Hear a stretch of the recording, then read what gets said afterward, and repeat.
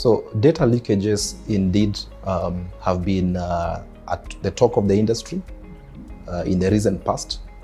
And it points to a common attack that we call a data breach. So a data breach is where intentionally or unintentionally you find confidential information. So in a data breach, it's important to know that the information involved here is confidential. So you find that confidential information has intentionally or unintentionally been leaked out, and it has been brought to the domain of an untrusted environment. So that is a data breach. So in that case, you find in a data breach, you'll find confidential information. Could be accounts of users, could be passwords, could be IDs. So it's when you have intentional or unintentionally confidential information is leaked out there. So it's an interesting time that we are in, when our culture of working has sort of changed, where you find your requirement to be physically at the office not required. So we have a lot of staff possibly working from home.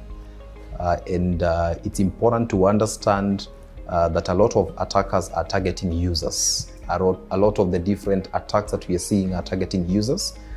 So the first thing, it's important to take note of the emails that you receive. If you receive an email requesting for confidential information, please do not share that. It's going to ask for your password. Please give a call to Samuel and the IT team, and they'll be able to guide you further. If you receive an email asking you to download files that you're not sure about, please reach out to the IT team and confirm that. It's also important to note that as we are working, sometimes we access public Wi-Fis. It could be a coffee shop, you're in a restaurant, or you're traveling.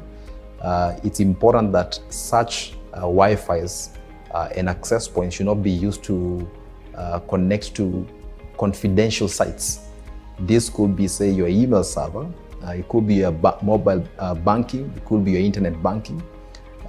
Leave that to you using your mobile data or via the corporate access to avoid instances where you have man-in-the-middle attacks.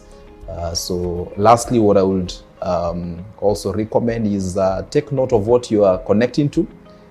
Indeed, validate that you are connecting to the site itself, so it doesn't harm to revalidate the URL.